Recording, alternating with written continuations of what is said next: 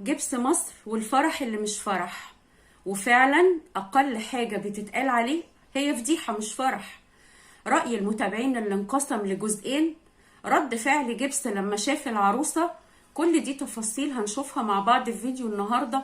اهلا بيكم في قناتي توما ترند اليوتيوب. لو اول مرة تشوفوني ما تنسوش تعملوا لايك للفيديو واشتراك للقناة، دعمكم هيشجعني اني اكمل.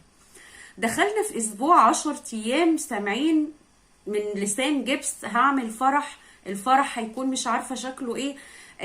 راحوا اختاروا بدل الفستان 2 تجهيزات الفرح الفرح بلا بلا بلا بلا. احنا قلنا بس احنا هنشوف فرح اسطوري، لا شفنا قبله ولا بعده على منصة اليوتيوب. وإذ فجأة امبارح تنزل كارثة، كارثة بمعنى الكلمة.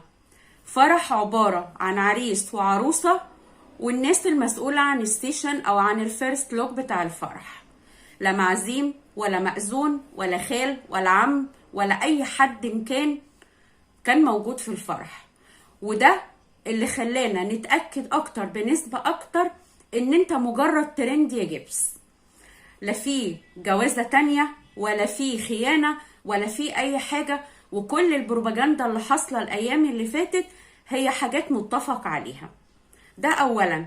ثانيا كان رد فعل المتابعين ان اتقسم لجزئين، جزء قال الله يعينك يا مسلم على اللي بيحصل لان اللي بيحصل ده كسر قلبك وكسر خاطرك ربنا يقويكي، وجزء تاني اكد ان ده مجرد فيلم ما هياش حقيقة.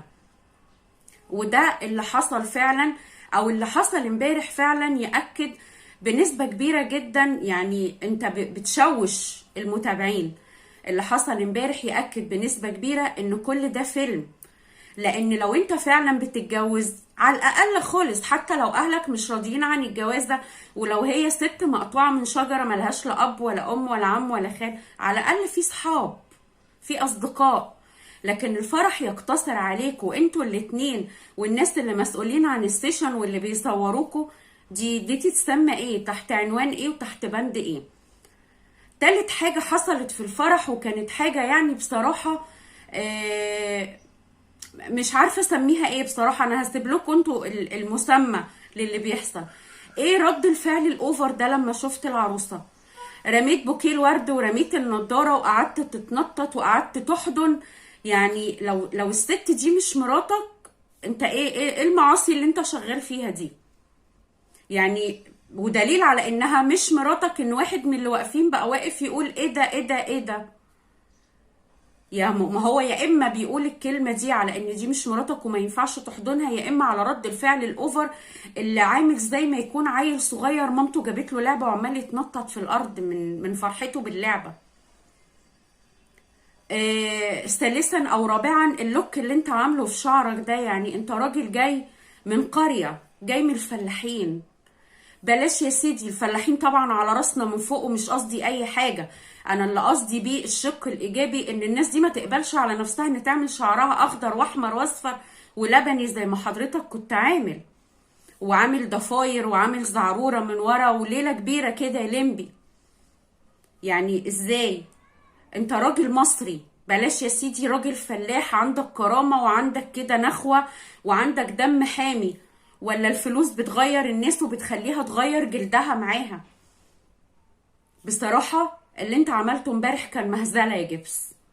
اللي حصل امبارح في الفيرست لوك بتاعك ده اللي مش ينفعش تقال عليه فرح، كانت مهزلة. واحنا مستنيين الحلقة الأخيرة من المسلسل عشان الناس تعبت، بصراحة احنا تعبنا. يعني عايزين الحلقة الأخيرة بسرعة تعترف بقى وتقول لنا اذا كان ده ترند او مش ترند، عشان الناس زهقت بصراحة. وبجد بجد اللي بيحصل على منصة اليوتيوب مهزلة من الاختراعات اللي الناس بتخترعها عشان خاطر الترند. لو وصلتم معايا لحد هنا ما تنسوش تعملوا لايك للفيديو واشتراك للقناة، دعمكم هيشجعني اني اكمل. واستنوني في فيديو جديد مع توما ترند اليوتيوب.